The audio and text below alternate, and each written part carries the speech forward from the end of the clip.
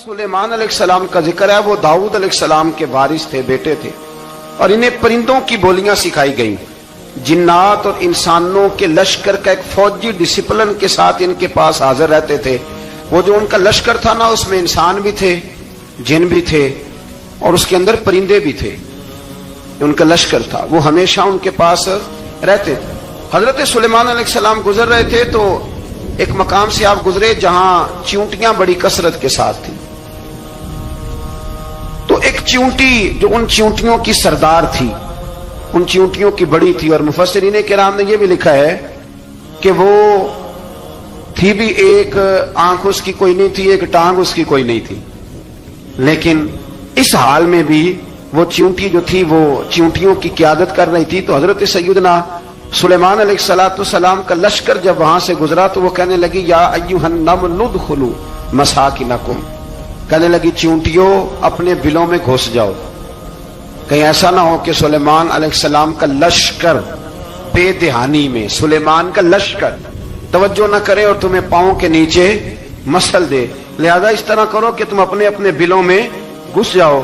हजरत सुलेमान अभी 3 मील दूर थे, तमाम मुफस्सिरीन ने लिखा है 3 मील दूर थे। तो वहां से चींटी बोली तो कुरान कहता है कि हजरत सुलेमान उसकी बात सुन के हंस पड़े। फतबस्सम दाहिका, आप उसकी बात सुन के हंस पड़े। तो देखो ये चींटी क्या कह रही है, जरा गौर करना बात पर। हजरत सुलेमान 3 मील दूर फासले पर चींटी की बात भी सुन लेते। मौलवी ने कुरान की आयत पक्की याद कर लिया, ना बशर मिसलुकुम, कहता है हुजूर ने कहा मैं तुम्हारी तरह का बशर हूं, नबी हमारी तरह होते हैं जी। तो वो तो 3 मील दूर चींटी की आवाज सुन लेते थे। इसके कान में चींटी रखो भला, इसे कहो कि बता भला क्या कहती है, उसे बताएगा, फिर दौड़ लगा देगा शायद। कान में रखो इसको, कहो बता चींटी क्या कहती। और अगर ये लफ्ज ना होते कुरान के, जब उन्होंने सुना तो हंस पड़े, ये जुमले ना होते तो शायद इसको भी ना मानते। लेकिन हजरत सुलेमान ने सुनी चींटी की बात, और अब अगली बात कहने लगा हूं। बड़े खूबसूरत लफ्ज लिखे हैं मुफस्सिरीन ने, फरमाते हैं देखो एक चींटी ने एक जुमला बोल के, एक चींटी ने एक जुमला बोल के अपने कबीले की खैर खाई की, तो रब ने उसका जुमला भी कुरान में बयान फरमा दिया।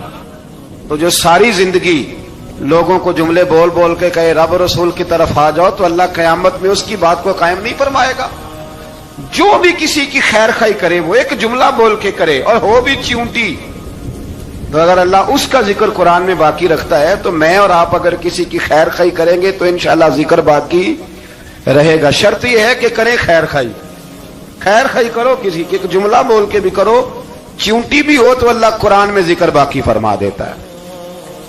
तो अल्लाह तबारक व तआला ने इस बात का जिक्र कुरान मजीद में फरमाया। इस पर कई कुछ लिखा है। इसी तरह से एक बात और लिखी है हमारे मुफस्सिरीन ने कि हजरत सुलेमान एक दिन ना इसी तरह निकले, कहत पड़ गया था, बारिश नहीं होती थी, तो हजरत सुलेमान बाहर मैदान में निकले दुआ करने के लिए, खुश्क साली थी।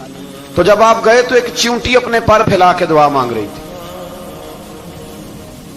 तो रब करीम ने फरमाया सुलेमान आप वापस चले जाएं, बारिश आ जाएगी पर आएगी चींटी की दुआ पे। तो हजरत सुलेमान ने अर्ज की, मौला मैं भी तो इतना लश्कर लेके आया हूं ना, तो चलो हमें भी दुआ कर लेने दे, तू चींटी की दुआ पे बरसा देना पर दुआ कर लेने दे। फरमाया नहीं, आप वापस जाएं, दुआ ना मांगे। या अल्लाह क्यों? फरमाया चींटी का दिल टूट जाएगा, वो तो कहेगी कि ये सुलेमान की लश्कर दुआ पे फिर बारिश आई है। तो आप न करें, ताकि उसके दिल में ये बात रहे कि नहीं मेरे रब ने मेरी दुआ पे बारिश फरमाई है। आप जाएं, आज बारिश आएगी पर आएगी चींटी की दुआ पे। तो जो चींटी बारिश की दुआ करे कौम के लिए, अल्लाह अगर उसका जिक्र कायम रखता है, तो जो अपनी कौम के लिए हिदायत की दुआ करे। और कभी कभी गर्दन झुका के देखा करो कि दिल में रसूलुल्लाह की उम्मत का दर्द कितना है। अगर कहीं हुजूर की उम्मत का दर्द है तो फिर इंशाअल्लाह जिक्र कयामत तक बाकी रहेगा। फिर इंशाअल्लाह कयामत तक आने वाली नस्लें भी आपका जिक्र करेगी, अगर हुजूर की उम्मत का दर्द सीने में मौजूद है। इसी तरह से फिर हजरत सुलेमान के लश्कर में ना एक हुदहुद नामी परिंदा भी था, लश्कर का कारकुन था, परिंदा हुदहुद गायब था। तो हजरत सुलेमान कहने लगे किधर गया वो हुदहुद, नजर ना आज आया, सख्त सजा दूंगा, यहां तो कोई अच्छी खबर लाएगा। چونکہ وہ ہدہد پرندہ جاتا تھا تو خبریں لا کے دیتا تھا، ورنہ سزا دوں گا۔ اتنی دیر میں ہدہد بھی آ گیا۔ تو یہ پرندے جو کارکن ہوتے ہیں بڑے سیانے ہوتے ہیں، کبھی بندہ ناراض ہو تو صحیح خبریں لے آتے ہیں۔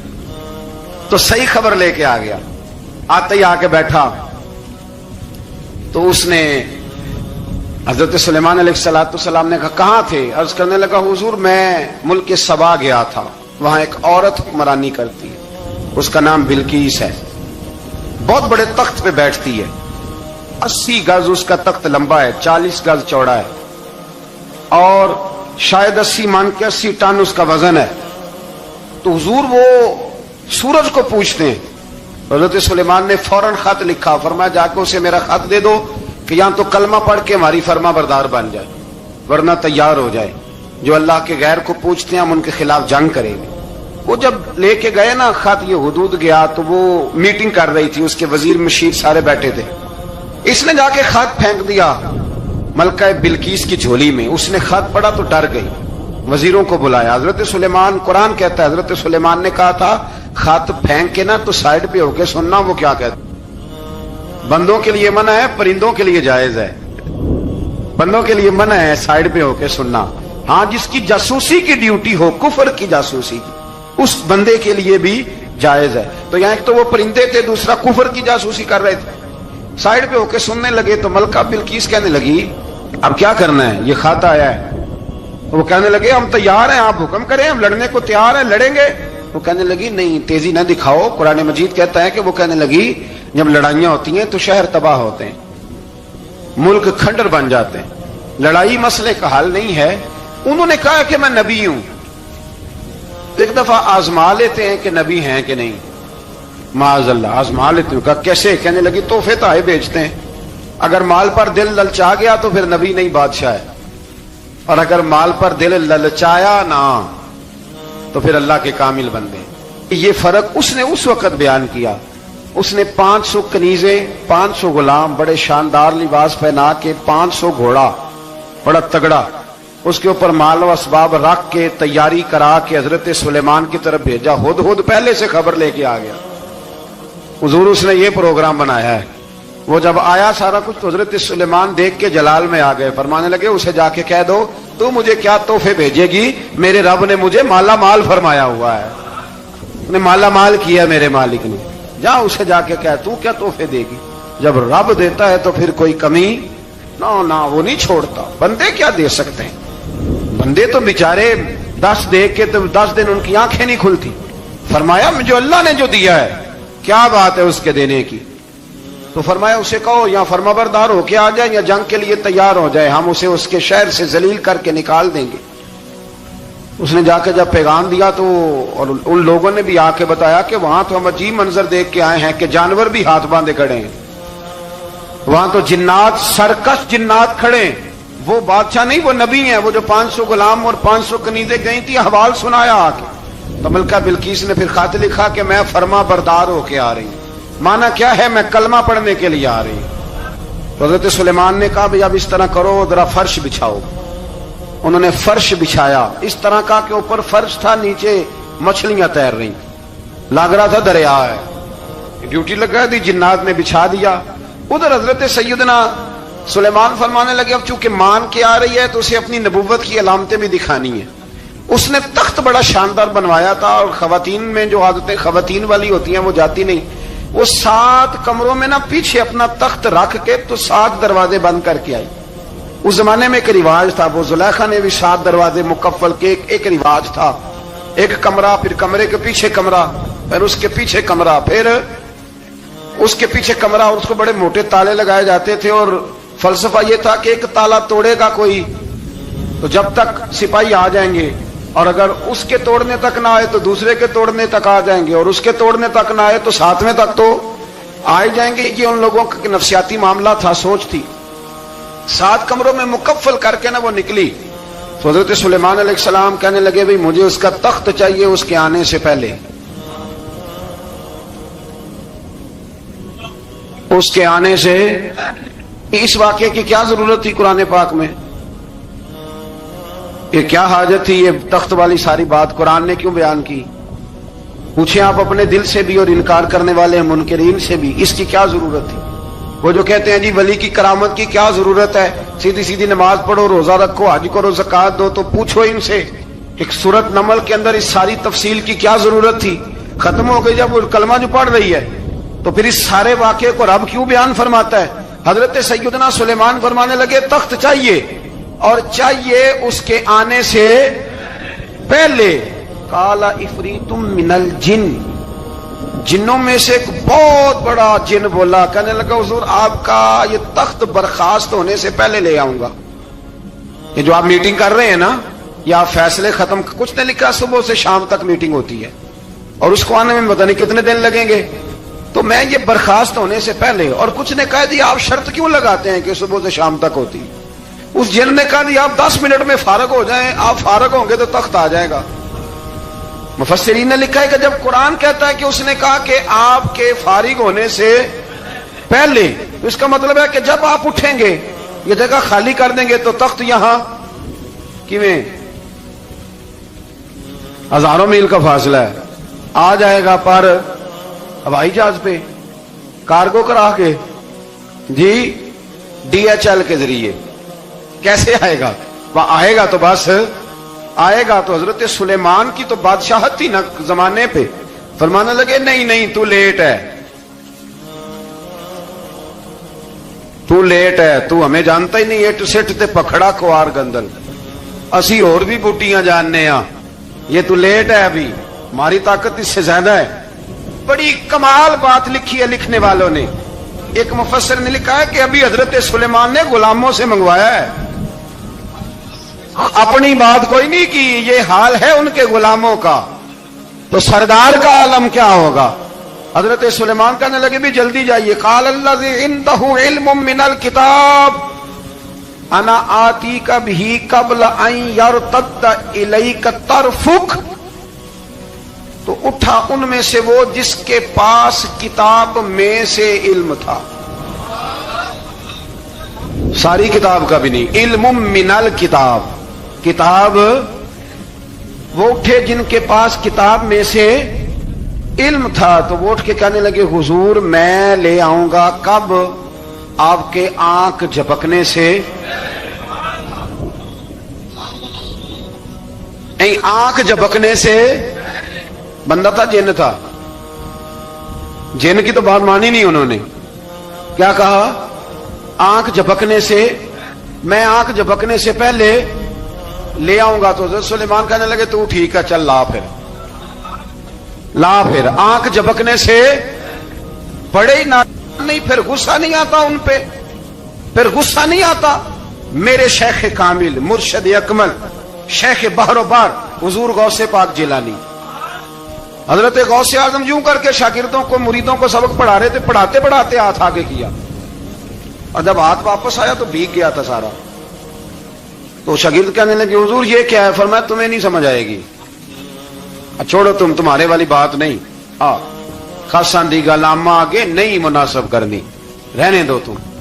کچھ وقت گزرا تو کچھ لوگ آ گئے، ابھی کلاس ختم نہیں ہوئی تھی، کپڑے بھیگے ہوئے ہو، وہ شاگرد پہلے ہی منتظر تھے، کہا تمہیں کیا ہوا؟ کہنے لگے دریا میں جا رہے تھے، اچانک ہچکولیں آنے لگے، تو ہم نے کوئی کسی بے عمل کا بازو تو نہیں نہ تھاما، ہم غوث اعظم کے ماننے والے ہیں، تو دریا میں کہا یا شیخ عبد القادر جیلانی شیئا للہ، اللہ کے راستے میں مدد کرو، تو کہنے لگے بس ایک ہاتھ ہی آیا ہے، اور یوں کشتی کھینچ کے باہر نکال لیا۔ تو اب وہ شاگرد سارے چپ کر گئے، کہنے لگے جواب کیوں نہیں دیتے؟ انہوں نے کہا تم نے ہاتھ دیکھا ہے پہنچتا ہوا، اور ہم نے ہاتھ دیکھا ہے یہاں سے جاتا ہوا، تم نے پہنچتا ہوا دیکھا ہے، تو ہم نے حضرت بہاؤالحق نقش بند بخاری، ان کی ایک مریدنی تھی، اوپر چبارے پہ کسی نے اس کی عزت پہ ہاتھ ڈالا، چبارے پہ اوپر والی منزل پہ، اس مریدنی نے اپنی عزت بچانے کے لیے چھلانگ لگا دی، جب وہ نیچے گر رہی تھی تو حضرت بہاؤالحق نقش بند بخاری پہنچ گئے،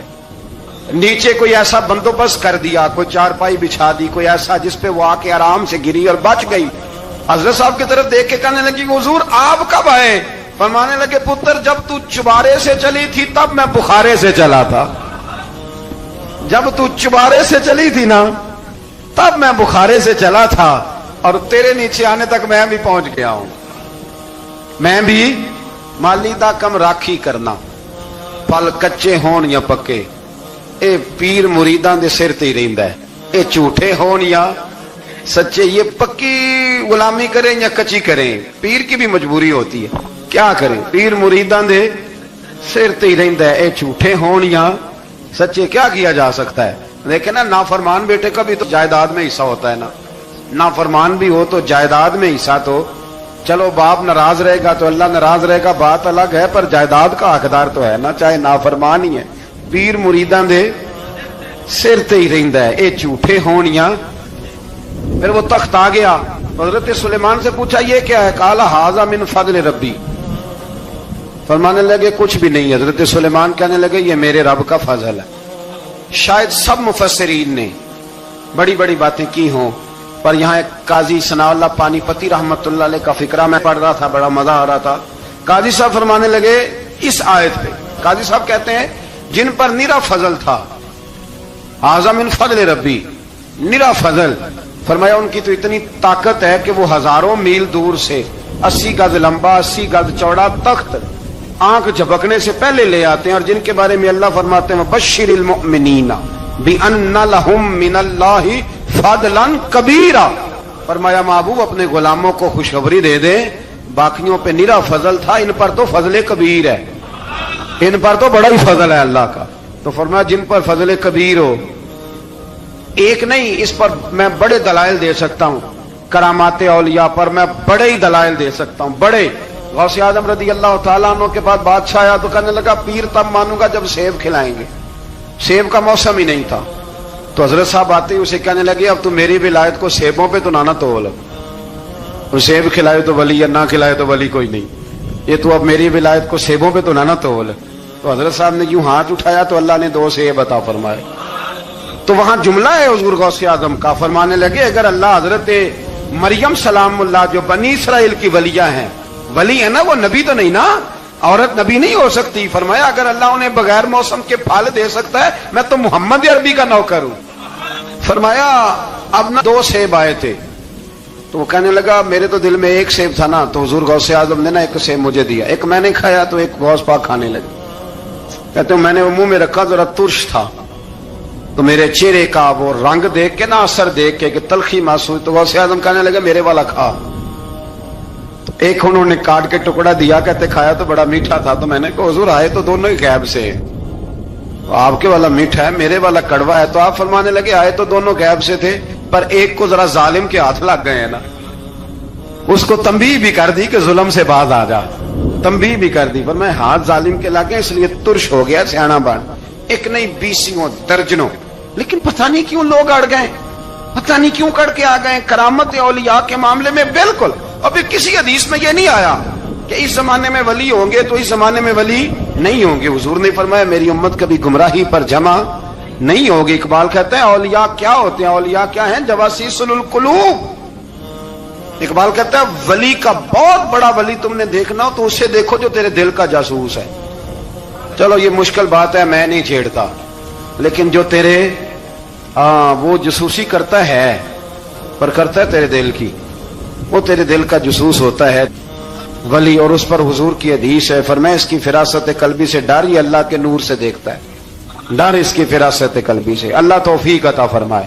12 اس ولی کا نام تھا آصف بن برخیہ، آصف بن برخیہ جی حضرت سلیمان کے وزیر تھے۔ وہ آئی ملکہ بلقیس، اور جب وہ آئی نا تو اس نے دیکھا کہ یہ تو آگے سامنے حضرت سلیمان بیٹھے ہیں، اور جو رستہ ہے نا درمیان میں وہ فرش ہے کہ دریا ہے سمجھ نہیں آ رہی، تو اس نے نا اپنا یوں کر کے اوپر کپڑا اٹھانا شروع کر دیا کہ نیچے پانی ہے، تو حضرت سلیمان کہنے لگے چلتی آ، نیچے کچھ بھی نہیں۔ اس نے پیر رکھا، نیچے مچھلیاں بھی تیرتی جا رہی تھی۔ حضرت سلیمان علیہ الصلوۃ والسلام، آج بھی اللہ نے توفیق دی ہے نا، لوگوں نے اس طرح کی تعمیرات بعد میں کی ہیں، لیکن اس کے موجد، اس کے پہلے بنانے والے حضرت سلیمان ہیں اللہ کی دی ہوئی توفیق سے۔ تو وہ ملکہ آپ کے پاس آئی، پھر وہ آپ کی فرما بردار ہو گئی، اور بعض مفسرین نے یہ لکھا ہے کہ اس نے جب کلمہ پڑھا تو پھر اس کا نکاح بھی حضرت سلیمان سے ہوا۔ حضرت سیدنا لقمان اپنے بیٹے کو نصیحت کرتے ہیں، اور قرآن مجید نے سورہ لقمان کے اندر آپ کی ان نصیحتوں کا ذکر فرمایا ہے۔ اللہ کریم نے ارشاد فرمایا کہ حضرت لقمان ان کی جو بات انہوں نے اپنے بیٹے کے ساتھ کی، فرمایا وَلَا تُصَعِّرْ خَدَّكَ لِلنَّاسِ، اے میرے بیٹے لوگوں کے ساتھ اپنے رخ کو نہ پھیرا کر، غرور کے ساتھ اپنے لب و لہجے کو پھیر نہ لیا کر لوگوں کی طرف سے، اور وَلَا تَمْشِي فِي الْأَرْضِ مَرَحًا، اور زمین پر اکڑ اکڑ کے نہ چلا کر، تکبر کے ساتھ اپنے لب و لہجے کو لوگوں سے پھیر نہ لیا کر، اور زمین پر اکڑ کے بھی نہ چلا کر۔ جناب لقمان اپنے بیٹے کو نصیحت فرما رہے ہیں، اور اللہ نے اس کا ذکر قرآن مجید میں فرمایا ہے۔ اسلام ہماری تربیت کرتا ہے ہر موقع پر، اور ہمیں اسباق پڑھاتا ہے زندگی ساری گزارنے کے لیے۔ انسان کی بات کا دوسرے پر بڑا اثر ہوتا ہے، لیکن اس کی بات کے ساتھ ساتھ اس کے لہجے کا بھی بڑا اثر ہوتا ہے۔ کھانے کا بھی بڑا اثر ہے، لیکن کھانا آپ کس برتن میں رکھ کے دے رہے ہیں اس کا بھی بڑا اثر ہے۔ آپ نے کھانا کس طرح سجایا ہے، کس جگہ کسی کو بٹھایا ہے، اس کا بھی بہت زیادہ اثر ہے۔ اسلام یہ کہتا ہے کہ آپ کا جو لب و لہجہ ہے وہ ہمیشہ اچھے اخلاق والا ہونا چاہیے۔ لہجے جو ہوتے ہیں نا، لہجے، لب و لہجہ، وہ بڑی تاثیر رکھتا ہے، بڑا اثر رکھتا ہے۔ چھوٹا سا بچہ ہوتا ہے، دودھ پیتا ہے، ابھی نونہال بچہ ہے چھوٹا سا، ابھی اسے پتہ نہیں ہے کہ کون سی بات کا کیا معنی ہے۔ اسی بچے کے آپ نے گال پہ محبت کے ساتھ ہاتھ پھیرا تو وہ ہنس دیتا ہے، لیکن اگر آپ غصے کے ساتھ اس کی گال پہ ہاتھ لگاتے ہیں تو وہ رو دیتا ہے۔ آپ میری بات کو سمجھیں گے، ابھی اس کو لفظوں کے مفاہیم کا نہیں پتا، معانی سے ابھی وہ آگاہ نہیں ہے، معنی نہیں جانتا، پر آپ نے کس لہجے کے ساتھ اس سے پیار کیا یہ اسے پتا ہے۔ یہ جو لہجہ ہوتا ہے نا، لہجہ، اخلاق آپ کا، یہ بڑا اثر کرتا ہے۔ آپ نے گفتگو کی، لیکن اس گفتگو میں آپ کا انداز کیا تھا، لب و لہجہ کیا تھا۔ کچھ لوگ کہتے ہیں میں نے کوئی غلط بات کی ہے، بالکل ٹھیک بات کی ہے۔ بھئی آپ کی بات ٹھیک تھی، پر آپ کا انداز ٹھیک نہیں تھا۔ جہاں بات ٹھیک ہونا ضروری ہے نا، وہاں انداز ٹھیک ہونا بھی بڑا ہی ضروری ہے۔ آپ کے لہجے کا خوبصورت ہونا اور آپ کے لفظوں کا حسین ہونا بھی بڑا ہی ضروری ہے۔ اگر آپ تھوڑا سا معاشرے میں غور کریں تو کچھ لوگ ایسے ہیں جو طبعاً ہی بیچارے دنیا میں آئے ہی شکوہ کرنے کے لیے، ان کے لہجے سے نہ ترش روئی برستی ہے، تلخی ہے۔ وہ جی میں فلاں آدمی کے پاس گیا تو اس نے میری بات نہیں سنی، فلاں شخص سے میری ملاقات ہوئی، میں نے وقت گزارا پر وہ بندہ ٹھیک نہیں نکلا، فلاں کے ساتھ میں آگے بڑھنا چاہ رہا تھا پر میرے معاملات چل نہیں سکے۔ تو بھئی آپ دوسروں کو ناپتے اور تولتے رہے، آپ کو یہ دیکھ لینا چاہیے تھا کہ آپ کا انداز فکر ہی کہیں غلط نہ ہو۔ لہجے، اخلاق، یہ آپ کے لفظوں سے بھی زیادہ اثر بعض اوقات رکھتے ہیں۔ کسی نے کہا تھا کہ میرے لہجے میں غرور آیا تھا، اس کو حق تھا کہ شکایت کرتا تھا، میرے لہجے میں کچھ ایسا کہ جس پہ وہ بیچارہ پریشان ہو گیا، اب اس کا حق بنتا تھا وہ اس پہ شکایت کرتا۔ تو میرے عزیز، آپ بات کو یاد رکھیں گے کہ جو اخلاق ہے، آپ کا جو اخلاق ہے، جو آپ کا کردار ہے، وہ اپنی ایک خوبصورتی رکھتا ہے۔ اس لیے میرے نبی پاک صلی اللہ تعالی علیہ وآلہ وسلم نے فرمایا تم میں کامل مومن وہ ہے جس کا اخلاق زیادہ اچھا ہے۔ جو کہانیاں زیادہ سناتا ہے وہ نہیں، جو اپنی خدمات زیادہ بتاتا ہے وہ نہیں، جو باقی سب کی نفی کر کے کہتا ہے کہ دنیا میں کوئی بندہ ٹھیک نہیں، صرف میں ٹھیک ہوں، وہ والا بندہ نہیں، بلکہ فرمایا جس بندے کا اخلاق زیادہ اچھا ہے۔ اخلاق دیکھیں، یہ جو آپ کا لہجہ ہوتا ہے نا، یہ بہت زیادہ اثرات مرتب کرتا ہے آپ کے گھر پہ بھی، باہر بھی۔ آپ اگر اپنی گفتگو میں باڈی لینگویج کو تھوڑا سا اچھا رکھیں، کچھ لوگ ایسے ہوتے ہیں جو بات بڑی صحیح کرتے ہیں پر کچھ زیادہ ہی باتیں کرتے ہیں، تو وہ زیادہ باتیں کرنے کی وجہ سے ان کی جو صحیح باتیں ہوتی ہیں ان کا بھی وزن خراب ہو جاتا ہے، کیونکہ وہ زیادہ باتیں کرتے ہیں۔ ہر وقت بولتے ہیں، ہر وقت بات کرتے ہیں، تو جب وہ ٹھیک بات بھی کر رہے ہوں تب بھی ان کی بات کا لوگ اثر قبول نہیں کرتے. لیکن اگر ان کا لہجہ باوقار ہو، بات وہ تھوڑی کریں پر جتنی کریں ذرا سونی کر کے کریں، گفتگو میں خود بخود اثر پیدا ہو جائے گا، بات اچھی لگے گی. اخلاقی رویے اگر لوگوں کے زیادہ اچھے ہو جائیں، ایک تو مسکرانے کا بل کوئی نہیں آتا، اس کے پیسے کوئی نہیں لگتے، اور یہ بھی شکر ہے ابھی تک اس پر ٹیکس بھی کوئی نہیں، یہ بھی مقام تشکر ہے. تو اگر آپ بات کریں اور اس میں تھوڑی سی مٹھاس پیدا کر لیں، آپ تھوڑی سی بات میں نا مٹھاس. میرے ایک کلاس فیلو ہیں، تو وہ تقریر کر رہے تھے اور میں سن رہا تھا، تو مجھے بعد میں کہنے لگے آپ تبصرہ کریں میں نے کیسی تقریر کی ہے. یہ ہوتا ہے نا جی، بعض اوقات دوست بیٹھتے ہیں بے تکلف تو کئی دفعہ کچھ باتیں ایسی ایک دوسرے کے ساتھ کرتے ہیں. تو مجھے کہنے لگے آپ بتائیں کہ میں بات کر رہا تھا تو کیسی تھی. تو میں نے کہا جب آپ بات کر رہے تھے تو میں ڈر رہا تھا، مجھے لگ رہا تھا کہیں آپ لڑ نہ پڑیں. بھئی آپ اطمینان سے بات کریں، آپ تسلی سے بات کریں، آپ خندہ پیشانی کے ساتھ بات کریں. میرے نبی پاک صلی اللہ تعالی علیہ وسلم نے فرمایا، مسلم شریف کی حدیث ہے، حضور فرماتے ہیں نیکی کو کبھی چھوٹا نہیں سمجھنا، نیکی کو حقیر نہیں سمجھنا. کچھ نہ ہو سکے تو اپنے بھائی سے مسکرا کے بات ہی کر لیا کرو. بات کرو تو تمہارے لہجے میں ترش روئی نہ ہو. بعض اوقات آپ تلخ بات کرتے ہیں، آپ کا لہجہ تلخ ہوتا ہے تو آپ کی صحیح بات بھی قبول نہیں کی جاتی. لیکن اگر آپ کے لہجے میں مسکراہٹ ہو، آپ کے لہجے کے اندر خوبصورتی ہو، تو آپ کے اپنے بھی آپ کے بیگانے بھی سب کے سب آپ کی بات کو تسلی کے ساتھ سمجھنا وہ گوارا کریں گے. اسی طریقے سے ہمارا دل کرتا ہے کہ لوگ ہماری بات سنیں، ہمارے گرویدہ ہوں، ہم جو پیغام دینا چاہتے ہیں وہ پیغام لوگ اچھے طریقے سے قبول کریں، اس پر لوگوں کی توجہ زیادہ ہو. یہ ہمارا شوق ہوتا ہے. اور دنیا میں اب تو فیمس ہونے کا شوق بڑا بڑھ گیا ہے، اب بڑا بڑھ گیا ہے. اب تو لوگوں کو نا شاید لوگ مقبولیت اسی کا نام لیتے ہیں کہ میرے اتنے لائکس ہیں، اتنے فالوور ہیں، اتنے سارے لوگ ہیں تو شاید میں بڑا مقبول ہوں. یاد رکھنا، قابلیت سے زیادہ قبولیت ضروری ہوتی ہے. فالوور کیا کریں گے اگر رب بھی راضی نہ ہوا تو؟ لائکس کیا کریں گے؟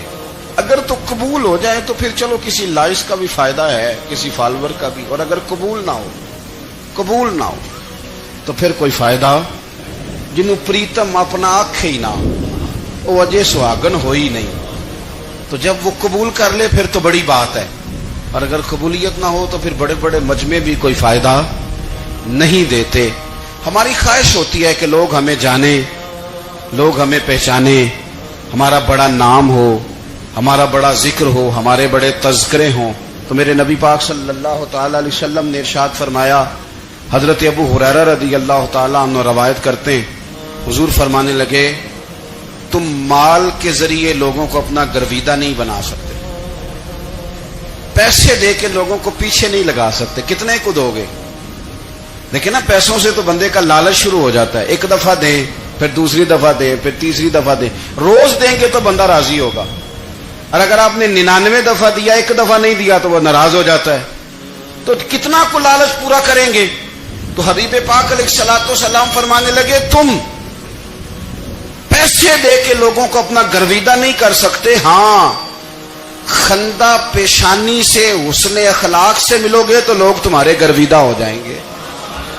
تمہارا اخلاق، تمہاری خندہ پیشانی، تمہارا اچھا کردار، یہ لوگوں کو گرویدہ کر سکتا ہے. مال و دولت سے لوگ گرویدہ نہیں ہوتے. تو ہمارا وہ جو روزمرہ کا لوگوں کے ساتھ تعلق ہے، لب و لہجہ ہے، میں نے دیکھا ہے بہت سارے لوگ ایسے ہیں جن کے ساتھ لوگ آنا جانا، ملنا بیٹھنا آہستہ آہستہ چھوڑ دیتے ہیں. اور وہ کس لیے چھوڑ دیتے ہیں؟ وہ ان کے رویے کی وجہ سے چھوڑ دیتے ہیں، ان کے انداز فکر کی وجہ سے چھوڑ دیتے ہیں، ان کے شکووں کی وجہ سے چھوڑ دیتے ہیں.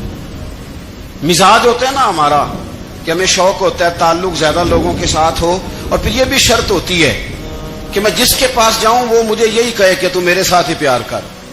ایک صاحب مجھ سے کہنے لگے کہ یہ میں محفل کراتا ہوں، آپ بھی تشریف لائیں، اور میں 20 उलमा को बुला चुका हूं और बड़े बड़े नामवर नाम उन्होंने मेरे सामने लिए। मैंने उनसे पूछा कि जो नाम आपने लिए हैं और आपकी तस्वीरें भी साथ हैं, मैं अल्हम्दुलिल्लाह तस्लीम कर गया हूं आपकी बात को, लेकिन सवाल मेरा यह था कि क्या आप नमाज भी पढ़ते हैं? 21 उलमा को आपने बुलाया या 20 को बुलाया और बड़े बड़ों को बुलाया, और मुझे भी आप दावत पेश कर रहे हैं, तो नमाजी भी आप हैं, नमाजी भी हैं। कहने लगे आप दुआ करें मैं नमाज पढ़ना शुरू कर दूं। मैंने उनसे कहा खुदा के बंदे, अब अगर तू किसी और को बताएगा कि 20 इतने इतने बड़े लोगों से मेरा ताल्लुक कर, पढ़ता मैं नमाज भी नहीं, तो लोग क्या सोचेंगे कि 21 मौलवी मिलके भी एक बंदे को नमाजी नहीं बना सके। तो आप अपने लबो लहजे से सिर्फ बातों से गर्विदा किसी को कर लेंगे? आप ये देखें कि अखलाक किस तरह का है, लहजा किस तरह का है, आपके बात करने का अंदाज कितना हसीन है, उस लफ्ज के अंदर हुस्न कितना ज्यादा है। नबी पाक सल्लल्लाहु अलैहि वसल्लम भी तबलीग फरमाते, हम भी तबलीग करते हैं। मैं और आप जब तबलीग करते हैं तो उस तबलीग के अंदर शिकवा होता है और तनकीद होती है, और बाज़ जगह मैंने ये भी देखा है कि तंज होता है, तंज। हम दूसरे को दे दीन की दावत रहे हैं, लेकिन हमारे लबो लहजे से तंज और तुशरुई छलकती है। तू दौलत के पीछे लग गया है, तू बिल्कुल जाहिल है, तू बिल्कुल, तेरे खानदान में से भी कोई नहीं इधर आता। आप तंज कर रहे हैं, आप दावत दीन नहीं दे रहे। दावत दीन तो गुलदस्ते में रख के पेश की जाती है, उसकी तो एक खूबसूरती है, उसका तो एक हुस्न है, उसकी तो अपनी एक जाज़बियत है, उसकी अपनी एक नूरानियत है। सहाबा इकराम अलैहिम रिदवान फरमाते हैं कि हज़रत साद बिन मुआज़ रज़ी अल्लाह तआला अन्हु का जनाजा था। अल्लाह के प्यारे महबूब सल्लल्लाहु तआला अलैहि वसल्लम ने जनाजे की इमामत फरमाई, और जनाजे की इमामत के बाद अभी ना कब्र के तैयार होने में कुछ टाइम बाकी था, तो हुजूर जमीन पे तशरीफ फरमा हुए। लोग कब्र की तैयारी में हैं। बाज़ौक़ात होता है ना अभी कब्र नहीं तैयार हुई, तो कहते हैं कि लकड़ी के साथ हुजूर ने जमीन कुरेदनी शुरू कर दी, और देर तक हुजूर ने चेहरा नूर को जमीन की तरफ झुकाए रखा, गोया जमीन शर्फ दीदार हासिल करती रही। देर तक चेहरा नूर झुका रहा जमीन की जानिब, हुजूर ने रुखे नूर को फेर लिया। सहाबा कहते हैं कि हम ना बड़े, जब हुजूर हमारे करीब होते थे तो हमारा ख्याल होता था कि रहमत की बरखा है, अपने अपने हिस्से का करम उड़ेल ले अपने ऊपर। फरमाते मुंतजिर थे कि हुजूर कब हमारी तरफ रुखे अनवर फेरें और हम करीम से कोई बात सुन सकें। इरशाद फरमाते हैं कि हम बड़े शदीद मुंतजिर थे। देर के बाद नबी पाक अलैहिस्सलाम ने चेहरा अनवर उठाया, देर के बाद चेहरा अनवर उठाया। ये देखें तबलीग हो रही है, और जब हुजूर ने चेहरा अनवर उठाया तो आंखों में आंसू थे, रो रहे थे। और 3 दफा हुजूर ने फरमाया, क्योंकि कब्र तैयार हो रही थी, 3 दफा नबी करीम ने फरमाया, लोगों कब्र आखिरत की मंजिलों में से पहली मंजिल है, इसकी तैयारी कर लो, इसकी तैयारी कर लो, इसकी तैयारी कर लो। 3 दफा हुजूर ने ये जुमले दोहराए। क्यों? एक मैं तबलीग करता हूं और उसमें न दर्द है, न रोना है, न वो लबो लहजा है। एक हुजूर दावत दे रहे हैं कब्र की तैयारी की, लेकिन उसमें आंसू है, उसमें खास रगबत है गुलामों के लिए। तो अपनी जिंदगी के अंदर जो हमारा अंदाज़े तकल्लुम है, हमारा अंदाज़े गुफ्तगू है, मैं कहा करता हूं कि हम ना दीन के लिए जब कलाम कर रहे होते हैं तो शिद्दत होती है हमारे जुमलों के अंदर। बाद मकामात शिद्दत के होते हैं। आप जिहाद की बात कर रहे हैं, नामूस रिसालत की बात कर रहे हैं, तो किसी जगह आपके लबो लहजे के अंदर शिद्दत का हो जाना बुरा नहीं है, बल्कि वो अच्छा है। लेकिन मेरे अजीज, हर वक्त ही कुछ लोग तलख हैं, उन्हें किसी वक्त भी आप उनसे मुलाकात कर लें, वो लोग आपको परेशान ही नजर आएंगे। हजरत सैयदना अब्दुल्लाह इब्न अमर रज़ी अल्लाह तआला अन्हु रवायत करते हैं कि नबी पाक सल्लल्लाहु तआला अलैहि वसल्लम ने इरशाद फरमाया कि जन्नत में ऐसे भी कमरे होंगे, जन्नत में कुछ ऐसे कमरे, कुछ ऐसे मकानात भी होंगे कि बाहर खड़े होंगे तो अंदर नजर आएगा, और अंदर खड़े होंगे तो बाहर नजर आएगा। यानी एक तो तुम आईने लगाते हो ना, वो दीवारें इतनी शफाफ होंगी कि अंदर बाहर से उनका हुस्न दिखाई देगा। हजरत सैयदना मालिक अशअरी रज़ी अल्लाह तआला अन्हु बैठे थे, कहते मैंने फौरन अर्ज की हुजूर वो मिलेंगे किसको? وہ جو اتنے حسین گھر ہوں گے کہ دیواریں ہی شیشے کی محسوس ہوں گی, اندر باہر سے حسن کے جلوے دکھائی دیں گے, حضور وہ ملیں گے کسے؟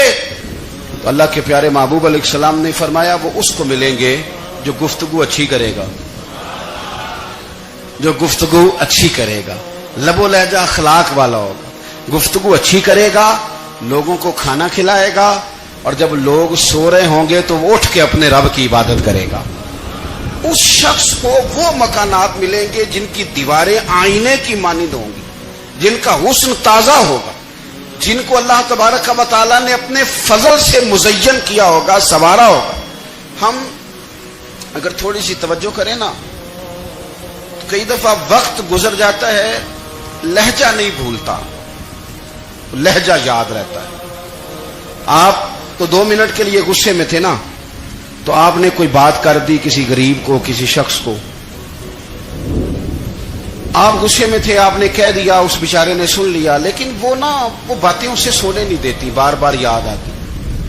کوئی آپ کے ساتھ تلخ کلام کر دے نا, کبھی تلخ گفتگو کر دے, بندہ جب سامنے آتا ہے وہ باتیں یاد آ جاتی, تکلیف ہوتی ہے. اور وقت گزر جاتا ہے, لڑائیاں ہمیشہ چل نہیں سکتی. لڑائی کتنی دیر کی ہوتی ہے؟ 1 دن کی, 2 دن کی. قتل بھی ہوں تو اگر قاتل کو پھانسی بھی ہو جائے تو پھانسی کے بعد بالآخر لڑائی تو ختم ہو ہی گئی نا. لڑائی ہمیشہ چلتی, تلخی ہمیشہ چل سکتی نہیں. تلخی روٹین میں چلنے والا سکہ, کوئی سکے روٹین میں چلتے وقتی ہوتے. یہ جو غصے کا لب و لہجہ ہے, تلخی کا سکہ, یہ بھائی روٹین میں نہیں چلتا, اس نے ایک نہ ایک دن ختم ہو جانا ہے. روٹین میں پیار ہی چلتا ہے. حضرت جابر ابن عبداللہ کہتے ہیں حضور پہلے دن مدینہ منورہ آئے, میں زیارت کے لیے گیا تو میں نے مسکراتے دیکھا. 10 سال میں دیدار کرتا رہا, اور وصال سے چند دن پہلے بھی میں نے زیارت کی تو مدینے والے محبوب کو مسکراتے ہوئے ہی دیکھا ہے. یہ جو آپ کا لب و لہجہ ہے نا, اخلاق والا, حسن والا, مسکرانے والا, یہ لب و لہجہ نا ذرا لمبا چلتا ہے. یہ روٹین ہے, یہ روز چلے گا. یہ سکہ وہ ہے جو رائج الوقت رہتا ہے, یہ کبھی بھی ختم ہونے والا یہ خزانہ ہے. تو یہ جو آپ کا تلخ لب و لہجہ ہے, یہ روٹین نہیں. عارف رومی رحمۃ اللہ علیہ فرماتے ہیں کہ مثال دینے کے لیے بات سمجھاتے ہیں. فرماتے ہیں ایک شخص جنگل میں لکڑیاں کاٹنے جایا کرتا تھا تو شیر سے دوستی ہو گئی, یعنی ڈائریکٹ بادشاہ سے دوستی ہو گئی. اور بادشاہ بھی وہ جو جنگل کا بادشاہ ہے, جنگل کے بادشاہ سے دوستی ہو گئی. اب وہ لکڑہارا غریب آدمی تھا, لکڑیاں تو کاٹنی ہوتی تھی. تو وہ جنگل کا بادشاہ اعلان کر دیتا جانوروں کو کہ میرا دوست آیا, ایک تو کوئی تنگ نہ کرے, اور دوسرا یہ کہ سب لوگ مل کے اس کے ساتھ تعاون کریں. کبھی کوئی جانور لکڑیاں اکٹھی کراتا, کبھی کوئی اپنی پشت پہ گدھا, بیل, گھوڑا, خچر رکھ کے وہ لکڑیاں باہر چھوڑنے آتا. تو اب اس کی بڑی دھوم مچ گئی جنگل کے اندر. لکڑہارا مزدور تھا, وہ بادشاہ سے دوستی کر کے بادشاہ ہی بن گیا. وہ گھر آ کے نا بیوی کو اکثر بتاتا کہ میرا ایک دوست ہے, میں جاتا ہوں تو ساری پہلے ہی مخلوق کھڑی ہوتی ہے میرے استقبال کے لیے. دوستی جو بڑے سے ہو گئی ہے. بنا ہے شاہ کا مصاحب تو پھرے ہے اتراتا, وگرنہ شہر میں غالب کی آبرو کیا ہے. ہمیں تو پوچھتا ہی کوئی نہیں, یہ تو بنا ہے شاہ کا مصاحب تو پھرے ہے اتراتا, وگرنہ شہر میں غالب کی آبرو کیا ہے. تو وہ لوگوں کو بتاتا, بیوی کو بھی بتاتا دوست ہے. تو بیوی کہنے لگی اتنی تو تعریفیں کرتا, یہ نہیں بتایا کہ وہ جنگل کا شیر ہے, پر نیرا دوست بتا دیا. بیوی کہنے لگ گئی کہ تو اتنا جو اس کا ذکر کرتا ہے تو کسی دن بلا نا, بلا کسی دن تاکہ اس کی دعوت کریں. اب اس نے پھر نہ اس کو پردے میں رکھا. کیا کہتے ہیں آج کل, سرپرائز دینا ہے. ان کا سرپرائز دینا ہے جی, پردے میں رکھا کہ وہ شیر ہے. تو وہ بلا لیا گھر. اب اس کے لیے کچا گوشت, ظاہر ہے شیر نے کچا گوشت دکھانا تھا. وہ کہنے لگی پکانا کس طرح کا ہے. وہ کہنے لگا جب وہ آئے گا پھر بتاؤں گا. اب وہ کچا گوشت 2-3 بکرے ذبح کر کے ڈال دیے. وہ آ گیا شیر.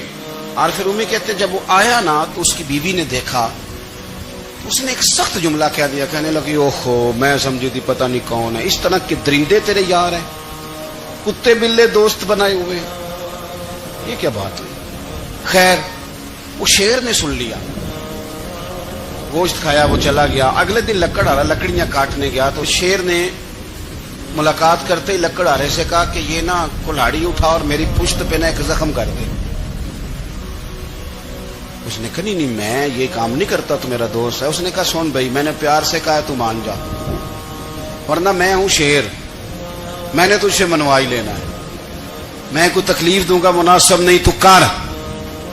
اس نے کلاڑی اٹھائی اور اس کی پشت پہ ایک زور سے زخم لگا دیا، خون بہنے لگا۔ اس نے کہا تو نے آج کے بعد آنا ہے، لکڑیاں کاٹنی ہے، تجھے کوئی کچھ نہیں کہے گا، بس یہ ایک حکمت تھی جو میں نے کیا ہے۔ قصہ مختصر، وہ آتا رہا، لکڑیاں ملتی رہی، خدمت بھی ہوتی رہی، 6-8 ماہ گزر گئے۔ ایک دن شیر اس سے کہنے لگا یہ میرے ذرا بال اٹھا کے دیکھ، وہ جو تو نے زخم لگایا تھا وہ کہاں پہ ہے؟ اس نے وہ بال اٹھا کے دیکھا تو زخم ملا ہی نہیں، کئی جگہ پہ ٹٹولا کا، یار یہاں تھا یہاں تھا یہاں تھا۔ شیر نے پھر کیا کمال ہی جملہ کہا، اس نے کہا کہ وہ جو کلاڑی کا زخم تو نے لگایا تھا نا وہ مکمل ہو گیا، لیکن تیری بیوی کا جو لہجہ تھا اور اس کی جو تلخی تھی وہ آج تک میرے ذہن میں موجود ہے، وہ ابھی بھی مجھے تکلیف دیتی ہے۔ بات سوچتا ہوں مجھے اس نے درندہ کہا، اس نے میرے بارے میں اتنے کچے اور کمزور اور سخت جملے کہے، تو وہ بات مجھے بھولتی، وہ آج بھی میرے ذہن میں اسی طرح گونجتی ہے۔ تلخ جملے جو اس نے کہے اور خوفناک جو انداز اس نے اختیار کیا، وہ بات مجھے کبھی بھی بھولتی۔ تو آپ کے لفظ لوگوں کو بھول جاتے ہیں پر لہجہ یاد رہتا ہے، اگر ہم اپنے لہجے پر تھوڑی توجہ ہی کر لیں۔ کچھ لوگ کہتے ہیں جی میرا جی روٹین ہی یہ ہے بات کرنے کی، تو یہ یاد رکھنا کسی وقت ایسا بھی ہوتا ہے کہ شیر کو سوا شیر مل جاتا ہے۔ رحمت اللہ علیہ درویش تھے دلی کے، بہت سارے لوگ مرید تھے، ایک بڑا خدمت گزار مرید تھا، مزدوری کرتا تھا، غریب تھا، تو 6 بیٹیاں تھیں اس کی۔ حضرت صاحب کے پاس روز آ کے کہتا حضور بچیوں کے لیے دعا کرے، اللہ کوئی اسباب پیدا کر دے، ایک بچی کی شادی کا خرچہ 1000 دینار ہے اور میں غریب ہوں۔ حضرت صاحب دعا کر دیتے۔ خانقاہ شریف کے تھوڑے ہی فاصلے پر حضرت جہاں بیٹھ کے مریدوں کی تربیت کرتے تھے، اس سے تھوڑا ہی فاصلے پر نا ایک عیسائی رہتا تھا، بڑا مالدار تھا، بڑی سارے اونٹ گائیں بھیڑ بکریاں رکھی ہوئی تھی، اور حضرت شرف الدین رحمت اللہ علیہ کی بڑی مخالفت کرتا تھا۔ اور یہ جو آپ کا غریب مرید تھا یہ اس کا پڑوسی تھا، ایک دن بلا کے نا ان کو کہنے لگا کہ تو کدھر جا کے جو ہے وہ ٹکرے مار رہا ہے، وہاں سے کچھ نہیں ملنے والا، وہ تجھے کیا دیں گے جن کی خانقاہ خود چندے پہ چلتی ہے، مدرسہ چندے پہ چلتا ہے، مسجد چندے پہ چلتی ہے، تیری بیٹی کا معاملہ کہاں حل ہوگا؟ تو اس درویش نے کہا کہ تو میرے پیر کو نہیں جانتا، تو مجھے میرا محبوب نہیں ڈٹھا، تو پتہ نہیں نا، تو اس رستے کا مسافر نہیں، تو نہیں جانتا، ان کا بس چلے نا تو وہ ہر قیمت میں میری بیٹیوں کی شادی کرا دے۔ اب وہ عیسائی تھا، کہنے لگا اچھا چلو ٹھیک ہے، اگر اتنی بات ہے نا تو جاؤ ان سے جا کے کہہ دو کہ 6 سال کے لیے میرے ساتھ معاہدہ کر لیں، تو میرے جانوروں کو چارہ ڈال دیا کرے، 6 سال ڈیوٹی کرے، میں 6000 دینار دے دیتا ہوں۔ وہ میرے ساتھ 6 سال میرے جانوروں کو چارہ ڈالے رکھتے ہیں نا آپ، چارہ ڈالنے کے لیے ایڈوانس پیسے دے کے، اب تو لوگ انہیں بھی غلام ہی بنا لیتے ہیں، بڑی تھوڑی تنخواہ دیتے ہیں، ظلم کرتے ہیں، پورا معاوضہ نہیں دیتے۔ حضرت شیخ شرف الدین کے بارے میں وہ کہنے لگا جب اپنے پیر سے جا کے کہہ کہ میرے جانوروں کو 6 سال چارہ ڈالے، میں 6000 دے دیتا ہوں، تو جو کہتا ہے ہر قیمت پہ جانے کو تیار ہے۔ اس نے جب یہ بات کی تو مرید نے ناراض ہو گیا، وہ لڑائی ہو گئی، گریبان پکڑ لیا، جھگڑا ہوا، بات بڑی دور گئی، اس طرح کی بات کرتا ہے میرے حضرت کے بارے میں، تیرے جیسے کئی میں وہاں کام پہ رکھا دوں۔ جب بڑی بحث ہوئی، بات محلے میں علاقے میں پھیل گئی، دنیا نے سن لی، تو شیخ شرف الدین تک بھی پہنچ گئی۔ اس طرح جھگڑا ہوا ہے، لوگ سو گئے عشاء کی نماز کے بعد۔ حضرت صاحب نے نا سر پہ کپڑا لیا، اس عیسائی کے دروازے پہ دستک دی، وہ باہر آیا، فرمانے لگے لوگ تو سوچ سمجھ کے ملازم رکھتے ہیں، تو نے بھی تو سوچ ہی لیا ہوگا، تبھی تو مجھے آفر کی ہے، تو اپنی آفر پہ قائم ہے، واقعی مجھے رکھ لے گا اور 6000 دینار دے دے گا؟ کہنے لگا جا بابا کام کر اپنا۔ فرمایا نہیں، تو نے اتنے لوگوں میں بات کی، اتنی بحث ہوئی، تو قائم ہے؟ کہنے لگا میں تو قائم ہوں پر آپ نے نہیں قائم رہنا۔ فرمایا میں سوچ سمجھ کے آیا ہوں۔ اس نے کہا آپ ڈیوٹی کریں گے، بحثوں کو چارہ ڈالیں گے؟ فرمایا ایک شرط، بس جب اذان ہو جائے نا تو مجھے رب کی نماز پڑھنے کی اجازت دے دینا، باقی صبح و شام جو تو کہے گا، اگر اس غریب کی بیٹیاں بیائی جائیں تو مجھے اور کیا چاہیے۔ اس کی 6 بیٹیوں کا بوجھ ہے اس کے سر پہ, تو مجھے رکھ لے. اللہ اکبر. وہ کہنے لگا چلے پہ میرے ساتھ خط بندگی کر لیں. آج کل ہم اسٹامپ کرتے ہیں, اس زمانے میں خط بندگی ہوتا تھا, غلامی کا خط. قاضی شہر کے پاس, یعنی اس کا خیال تھا کہ چلو اسٹامپ کی بات کروں گا تو بھاگ جائیں گے. فرمایا چل میں تیار ہوں. قاضی تک گئے, طے ہو گیا, 6000 دینار دے دیے. حضرت نے مرید کو بلایا, فرمایا پتر یہ لے جا, جا میری بیٹیوں کو روانہ کر دے. کہنے لگا حضور یہ کیا کر رہے ہو آپ, کچھ سوچیں. فرمایا یار جب تجھے بیٹا بنا لیا تو پھر میری پوتیاں تو لگتی ہیں نا, میرا حق تو بنتا ہے نا, جا کے ڈیوٹی کر, ان کو بیاہ دے. بات پھیل گئی. بادشاہ بھی عقیدت مند تھا, وہ 12000 دینار لے کے پہنچا. کیا بتاؤں ان رب کے بندوں کا دل کیسا ہوتا ہے, کیا درد ہوتا ہے, کیا رنگ. 12000 دینار لے کے بادشاہ آیا اور آ کے حضرت کو پیش کیے کہ حضور آپ دیں اس عیسائی کو ڈبل دیں اور جائیں کام کریں. آپ فرمانے لگے تو پیسے دے, شرطیں نہ لگا, میرا جہاں دل کرے گا میں خرچ کروں گا. ابھی تو لطف آ رہا ہے, ابھی تو ذائقہ آیا ہے کچھ کرنے کا. پیسے دینے ہیں تو دے, پابندی نہ لگا, جہاں میرا دل کرے گا میں. اس نے کہا حضور ٹھیک ہے رکھ لے. حضرت نے فجر مسجد میں پڑھی, جیب میں 12000 دینار تھے. اعلان فرمایا بھی کسی اور کی بیٹی بھی بیٹھی ہے تو پیسے میرے پاس ہے. وہ 12000 دینار بھی بانٹ دیا, اور 12000 دینار بانٹ کے نہ تو پھر چلے گئے کھیت میں چارہ کاٹنے. اس عیسائی کو کسی نے بتلایا کہ ان کے پاس تو 12000 آیا ہے پر تجھ سے جان نہیں چھڑائی انہوں نے. کہ وعدہ یہ ہوا تھا کہ 6 دیں گے تو جائیں گے, جب تک دیں گے نہیں تیرے گھر میں کام کریں گے. وہ نا چارہ کاٹ رہے تھے, حضرت صاحب تو وہاں پہنچ گیا, دور جا کے کھڑا ہو گیا. کہنے لگا بابا پہلے تو میں نے مسلمانوں کے اخلاق سنے تھے, اب تو میں نے دیکھ بھی لیے, پر یہ بتا جب 12000 آیا تھا جان کیوں نہیں چھڑائی. تو حضرت چارہ کاٹتے کاٹتے رو پڑے. فرمانے لگے تو نہیں نہ جانتا یہ بیٹیاں سانجی ہوتی ہیں, پتہ نہیں نا. میرے رسول پاک نے تو حاتم تائی کی بیٹی کے سر پہ کپڑا رکھ کے کہا تھا بیٹیاں برابر ہوتی ہیں. تو یہ نہیں پتا جب اس کی 6 بیٹیوں کی شادی ہوئی ہے میرے اندر روحانیت کتنی بڑی ہے. فرمایا پھر 12000 آیا ہے تو 2-4 بچیاں پھر گئی ہیں. تو یہ نہیں پتا میں اندر سے راضی کتنا ہوں, میں تیری نوکری کرتا رہوں گا, پتہ نہیں اللہ کتنی بیٹیوں کو بیاہ دے گا. اتنا رویا وہ عیسائی کے پیروں میں بیٹھ گیا. کہنے لگا بابا میں نے تیری مخالفت کی ہے پر تیرے قریب آ کے پتہ چلا ہے کہ تو بہت اونچے اخلاق کا مالک ہے, اور اگر تیرا یہ مقام ہے تو تجھے اخلاق سکھانے والے محمد عربی کی شان کتنی ہوگی. ظالم کی بولیے جاتے نہیں لوگ جھوٹے گواہ بن کے. وکیل صاحب کو نہیں پتا ہوتا کہ یہ بندہ مجرم ہے جو میرے پاس آیا. کیا مجرموں کے وکیل نہیں ہوتے؟ بولے تو اس کو پتا نہیں ہوتا وکیل صاحب کو کہ یہ صاحب مجرم ہے, میرے پاس مقدمہ لے کے آئے ہیں. اور اگر بے ادبی نہ ہو جائے تو میرا خیال ہے قاضی عدالت کو بھی پتا ہوتا ہے کہ مجرم کون ہے اور مظلوم. میرے نبی پاک صلی اللہ علیہ وسلم نے اس قدر زیادہ سختی فرمائی اس مسئلے میں. فرمایا جس کو پتا تھا کہ فلاں آدمی ظالم ہے, ظلم کر رہا, پھر وہ ظالم کا گواہ بنا یا اس نے ظالم کی مدد کی, کتنی کی؟ شارحین لکھتے ہیں چاہے اس نے ایک جملہ بول کے کی, چاہے ایک, سارے بولیے, چاہے ایک غریب کو اس نے ظلم کیا تو کہتے ہیں علاج یہ سی, چاہے ایک جملہ بول کے کی. شارحین اس حدیث کی شرح میں لکھتے ہیں ایک جملہ